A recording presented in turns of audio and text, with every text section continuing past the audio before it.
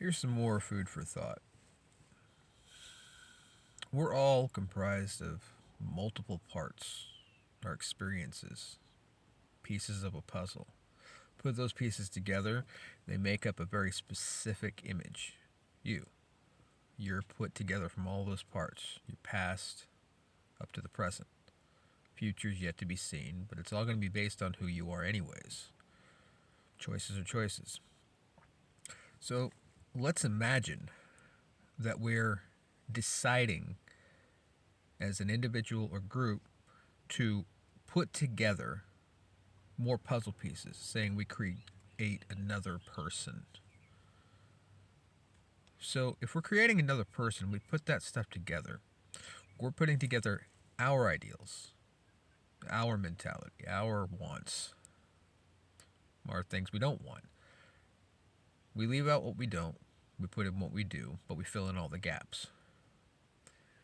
At any point after creating it, you have put together what you wanted to see. But you can't predict the future. No psychic ability, no precognition, just examples of how personalities play out. Psychology teaches that if we look at how a personality is on a person, their likes and dislikes, their wants and unwants, that we could pretty much tell what type of choice they're going to make if we wanted to spend that much time studying one person, because it would take a lot of time to study them. While may have put together the result we wanted, it doesn't mean that that result ends its purpose or self. So you have to ask, just because you got something you wanted, what is the perspective of the person you made, you put together? Did you ask about their wants and needs? No. You wanted to create something that you had control over. You wanted to see it put together the way you wanted it so you could guide it in that direction. But sometimes we mistake guidance for control, and vice versa. I mean, minds are fluid, brains are not. The brain just holds the concept or the reality of the mind because we use it. It's the same thing as having children.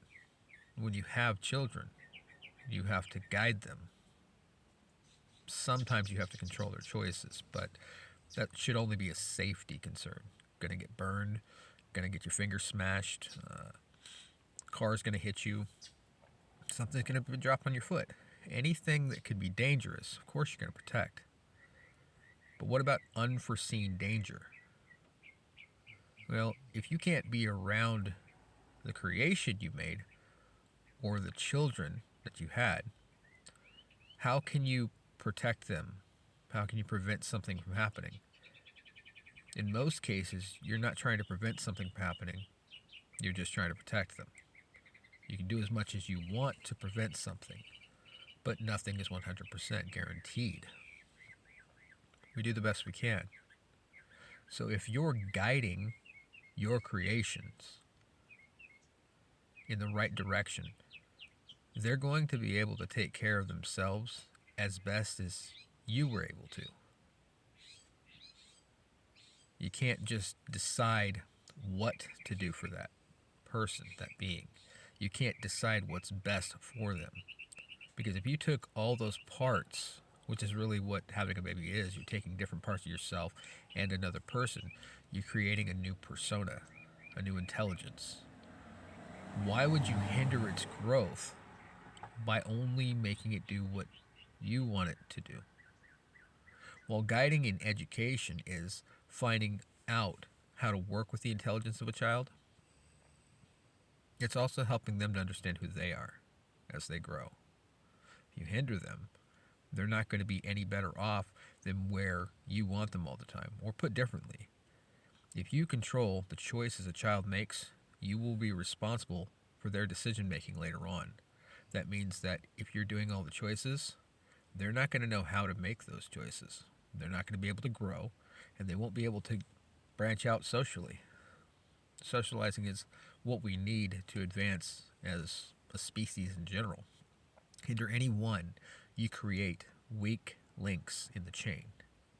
And society is not kind about it. Society is cruel about people who cannot keep up with that type of society. You keep them out of learning how to socially interact, they're not going to go very far. So, you have to trust that teaching them everything they need to know, not simply giving them everything you want to give them, which is how it hinders, is the tool that lets an individual be an individual. Otherwise, you'll have somebody that becomes the beginning of a hive mind, a group think, and one person has to be in charge. Depending on how long somebody goes under that hive mind mentality will determine how far gone they actually are. But if they're allowed freedom to learn, if you guide them because you want to be the one that gives them the information, you want to be their teacher, make sure the lessons that you're teaching are accurate. Make sure you know 100% the consequences of what will play out. If you don't, you're going to guide them right into danger, right into trouble, right into struggle. Personal experience has taught me this, as well as watching others. Most of my life, I had to see different people around me go through different changes. Why? Because it was part of socialization, interaction.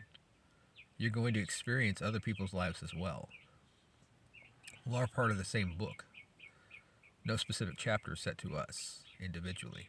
We just have parts that we play in it.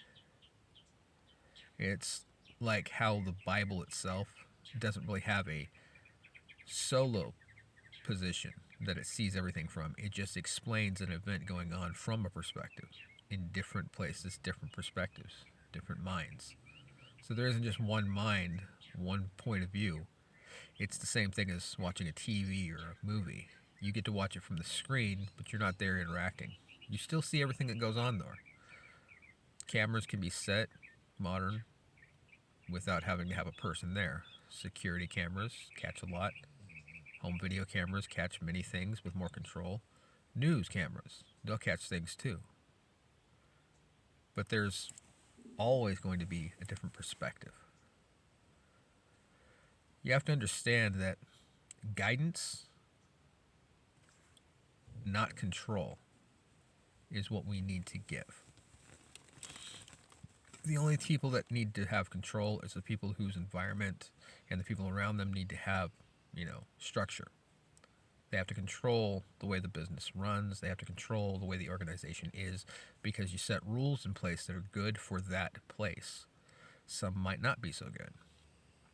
But we have to ask ourselves, are we guiding or are we controlling?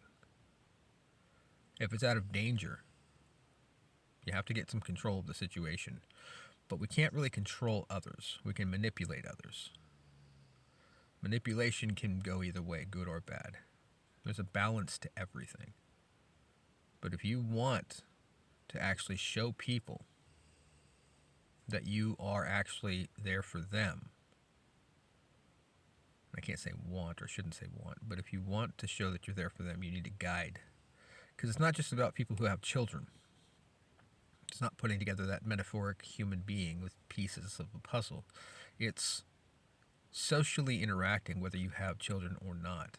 And if you want a better result than what you're getting, or you want to get to a result that you haven't been able to reach before, the point is you're trying to reach for better. We have to take out a lot of narcissistic ideas and tendencies, a lot of self-image, a lot of me, because it doesn't go in the right direction. Sure, you got to be selfish when it comes to making income, but that's the time you choose to spend and how you balance it, budgeting it. We have to be aware and careful of how we are as people, either through guidance or through force, effort or manipulation. Depending on the choice or choices you make, will always, if you have somebody under your guidance, show exactly how they're going to turn out based on your teachings. If you can't understand what you're teaching somebody, then either stop teaching them or learn together. But we should never have false pretenses about other people either. Because as much as we can guide and teach and show and shape other people and mold them, we are just as easily susceptible to being guided and manipulated ourselves. And if you can't admit that much, you're not admitting anything about being human.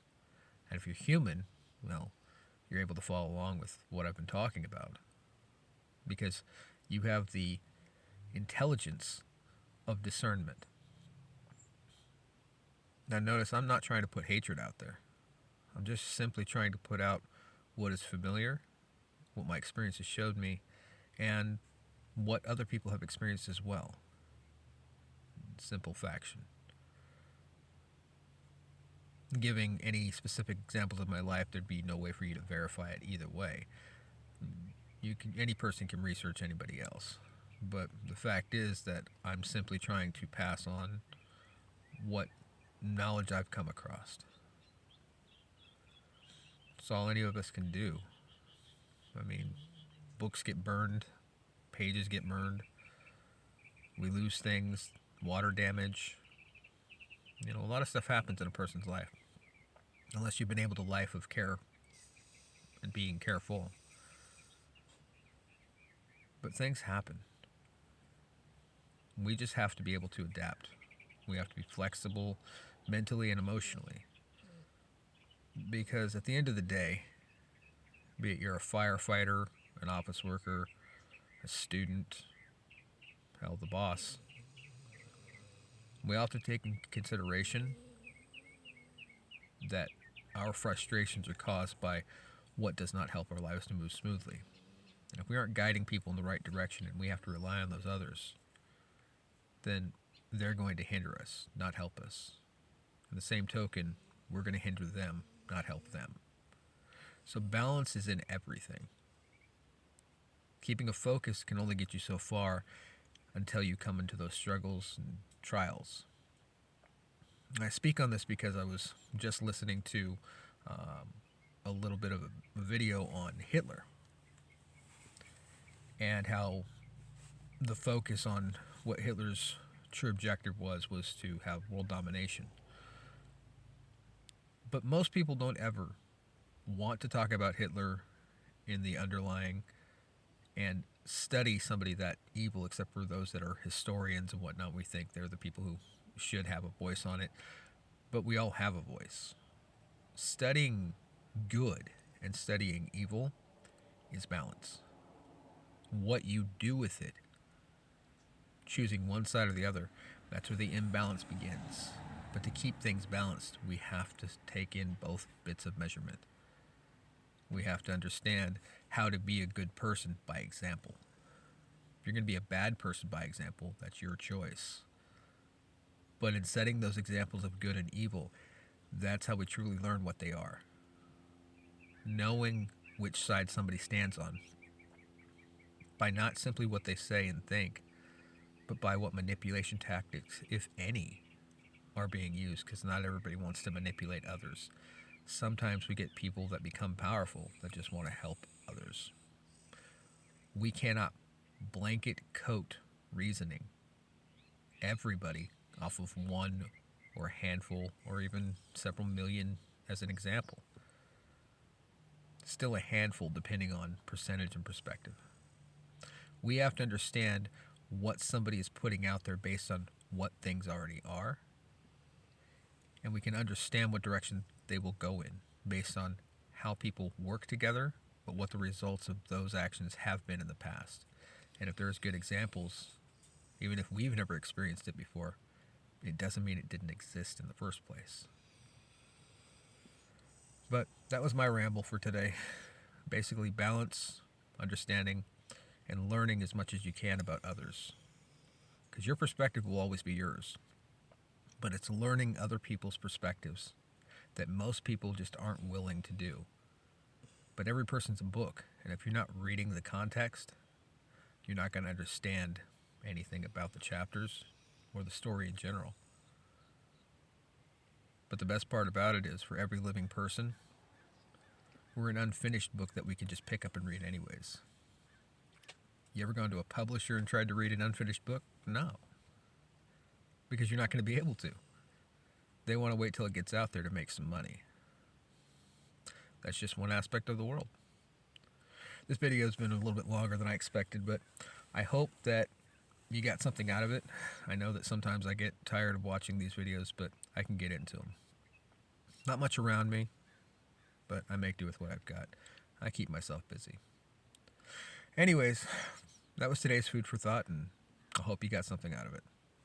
Take it easy.